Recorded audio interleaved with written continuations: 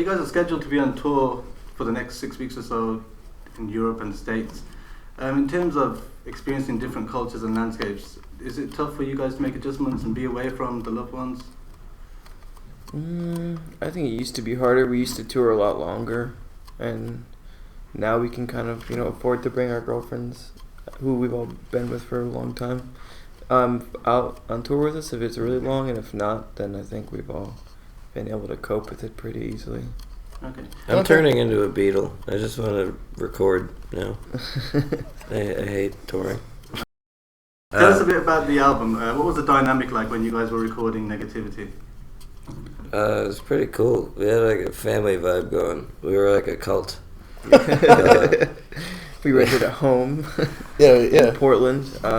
We cooked together. We cooked together. Our keyboard player, Robbie, made some pretty mean meals. John made some good breakfast.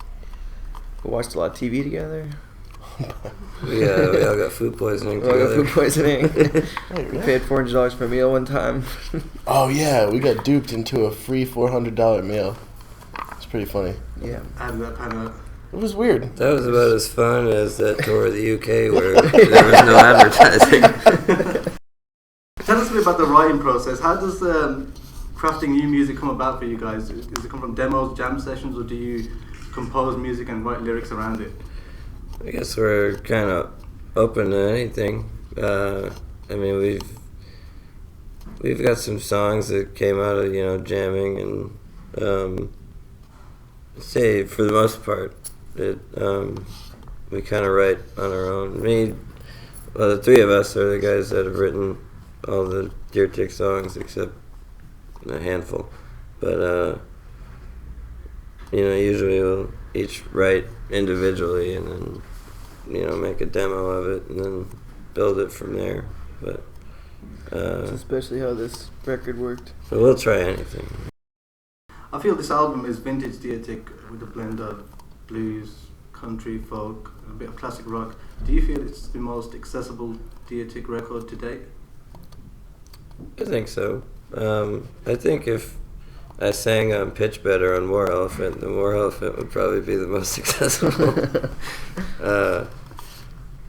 But yeah, I mean, that's kind of, I guess we didn't really talk about it, but I think that was kind of the goal with this record too, was to make something a bit more accessible, with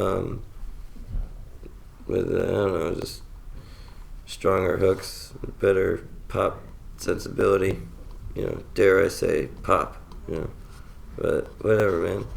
We're pop musicians now. Look out.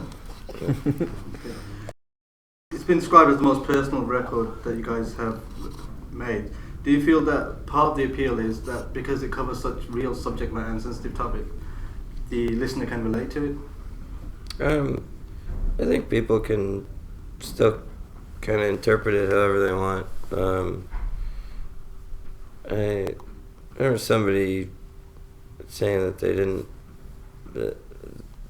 like the lyrics in Mr. Sticks or something, and I think they were under the impression that it was supposed to be a love song or something. It was about your father, isn't it? Yeah, it's actually about my father going to jail. So I guess maybe some of the songs don't really work if you don't know what they're about.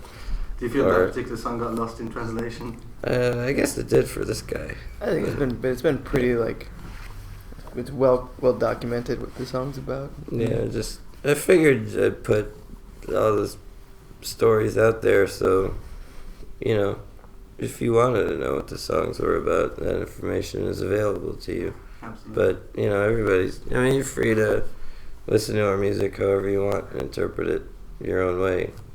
I just hope you don't get weird messages like kill your family and stuff out of it, because that's not what we're all about. Yeah. Let's talk about one of the standout songs on the album, The Rock, accompanied by a great video, which is a close-up of your face. What was the overriding emotion you feel that this video signifies? Discomfort. Well, I think me and the guy who shot it, Colin Moore, who's directed our two other music videos, he came over to to my apartment in New York with his camera, and we tried one shot where I just booked the camera dead on, and by the end of it, my eyes were freaking out. I couldn't focus, and it just felt like somebody was poking me in the eye. I couldn't stand it. So he just rolled the camera. Didn't tell me. He was like just look at the camera. Just focus for as long as you can. Just like work on it for a while. So, you know, look at it for like 30 seconds and be like, oh, I can't take this. You know, whatever. Drink my tea. But I didn't know he was filming the whole time. And then we did a third take. I thought it was the second take. And he was like, you know, I think we got it. And I was like, all right, cool. And then I saw the video and I was like, I don't remember. Let's talk about another song on the album, Dreams in the Ditch. It's sure to be a fan favourite alongside songs like Ashamed and 20 Miles. What was it like performing the song live on Conan? It was a good time. It was in front of a very small audience. Oh yeah. It was actually filmed separately from the rest of the filming of the show, so we were just kind of like in the studio, and so it didn't exactly have the same feeling as other times we played on TV, I don't think, but it settled my nerves a little bit. Our manager Zeke was there, and he's standing in the background, and I've heard from a few people that by the time he hits the timpani, they don't put the camera back on him. He was hitting the timpani. Yeah, he's not just standing there watching us. well, we can get that out there. He was there for a reason. Okay, let's talk about another fantastic song on the album, the final song, Big House, with lyrics like You Show Me How to Die, Put the Price on How to Cry, and also you talk about Correct Me If I Stand to Be Corrected. What's the story behind the song? That's the junkie song. It's about a particular friend of mine who's had his ups and downs with heroin, and it's just kind of difficult to be around him. So, well, maybe it's not very mature of me, but I just kind of avoid him at all costs.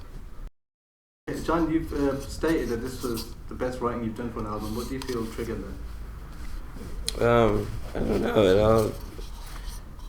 I think I probably say that because it was the least work I had to do. You know, it just felt very natural. The songs just kind of came out as if something bigger and better had something to say and used me as a vessel. Catching the big fish. I caught a big fish, I guess. Caught a bunch of big fishes, as David Lynch would say. Let's talk about another concept that you guys have gained a lot of headlines for, covering Nirvana songs and thus being called Nirvana. What was it like for you guys to pay tribute to a classic album like In Utero and play it from start to finish?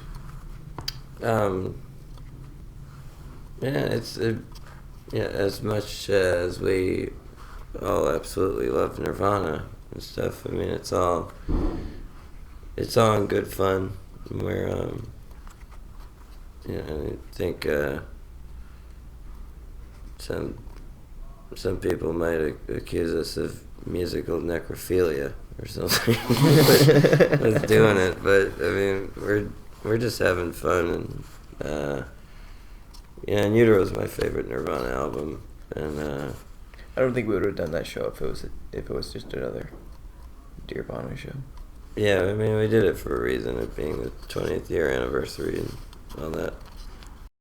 If you guys could go back in time and see one performance, each of you, which one would it be?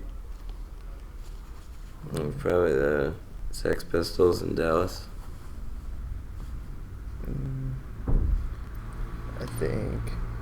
I was just thinking about Huey Piano Smith yesterday. A good Jimi Hendrix show my dad went to. So you can hang out with your dad, yeah. I'm trying to get him to smoke a joint. Also, what was the first album each of you guys purchased? Whatever that excellent Ace of Base record was.